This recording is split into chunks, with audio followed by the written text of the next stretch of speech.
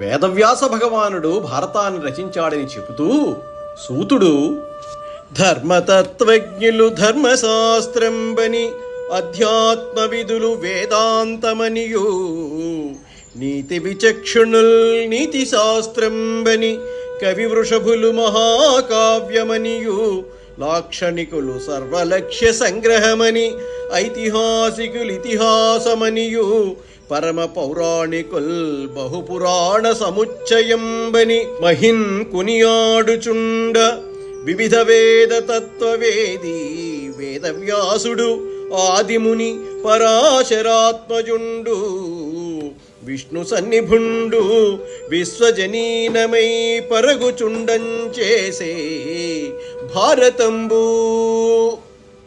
నన్నయ్య మహాభారతాన్ని ఆంధ్రీకరించేటప్పుడు మొట్టమొదట ధర్మంతో అన్వయం చేశాడు. ఈ ధర్మమే ప్రాతిపదిక, దీని పేరే సనాతన ధర్మము. ధర్మాన్ని బోధ చేయడానికే సమస్త వాంగ్మయము వచ్చింది.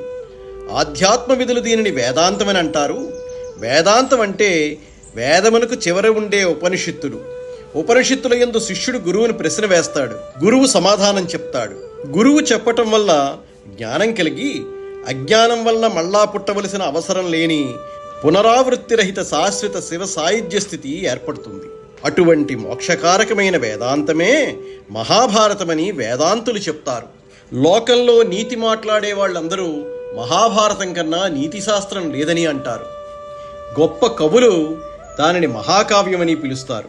ఇంతకన్నా గొప్ప కావ్యం లోకంలో ఉండదు. లాక్షణికులు ఇంతకన్నా గొప్ప లక్ష్యశాస్త్రం ఇంకోటి లేదంటారు. ఐతిహాసికులు దీనిని ఇతిహాసమని పిలుస్తారు. ఇతిహాసం అంటే ఇదిలాగే జరిగిన యథార్థమైన గాథ అని అర్థం. యథార్థంగా జరిగిన దానిని ఇంతకంటే గొప్పగా చెప్పడం వ్యాసుడికి తప్ప ఇతరులకి సాధ్యం కాదు. అది అంత గొప్పగా భారతంలోనే సాధ్యమైందని ఐతిహాసికులు భారతాన్ని ఇతిహాసమని పొగుడుతారు. పురాణాలు చదివిన వారు అన్ని పురాణాలలో ఉన్న విశేషాలు మహాభారతంలో ఉంటాయని మహాభారతానికి పెద్ద పీట వేసి పొగుడుతారు. వేదముల తత్వమంతటికీ మూలకందమైన వేదవ్యాస మహర్షి ఆదిముని మహానుభావుడు, పరాశరుని కుమారుడు, సాక్షాత్తు విష్ణు స్వరూపుడు మనకి మహాభారతాన్ని అందించాడు అని సూతుడు చెప్పాడు. శ్రీ మహాభారతాన్ని మనసులో నింపుకొని వ్యాసమహర్షి యోగశక్తితో సర్వం వీక్షిస్తే ఆయనకు లోకవృత్తమంతా కనపడింది. సృష్టి అంతా సంక్షేపంగా గోచరించింది. వేదాలు, ధర్మార్థకామాలు, లోకయాత్రా విధానం అంతా దృష్టిగోచరమైంది. దాన్ని అంతా వ్యాసుడు సంక్షిప్తంగానూ విస్తారంగానూ చెప్పాడు. ఆ విధంగా చెప్పడం పండితులకు చాలా ఇష్టం. తపస్సుతో వేదాలను వ్యాసం చేసి ఈ ఇతిహాసాన్ని వ్రాసాడు వ్యాసుడు. ఇది శిష్యులకు ఎలా చెప్పాలా అని ఆలోచించాడు. అంతలో బ్రహ్మ ప్రత్యక్షమయ్యాడు. వ్యాసుడు నమస్కరించి విషయమంతా చెప్పాడు. ఈ భారతం అనే కావ్యంలో ఏ ఏ విశేషాలు సమకూర్చాడో చెప్పాడు. వెంటనే బ్రహ్మ, నీవి కావ్యం వ్రాయటానికి గణేశుని స్మరించు అని చెప్పి అంతర్ధానమయ్యాడు. వ్యాసుడు గణేశుని స్మరించాడు. గణేశుడు ప్రత్యక్షమై నా లేఖిని ఆగకుండా చెప్పాలి అని షరతు పెట్టాడు. అలాగే వ్యాసుడు అర్థం చేసుకుని వ్రాయన్నాడు. సరే అన్నాడు విఘ్నేశ్వరుడు. అందుచేత వ్యాసుడు గూఢార్థాలు కల శ్లోకాలు మధ్య మధ్యలో చెప్పేవాడు. అవి అర్థం చేసుకుని వ్రాసేవాడు గణేశుడు. వ్యాసుడు భారతానికి కర్త మాత్రమే కాదు, భారతదేశానికి రక్షణకర్త కూడా.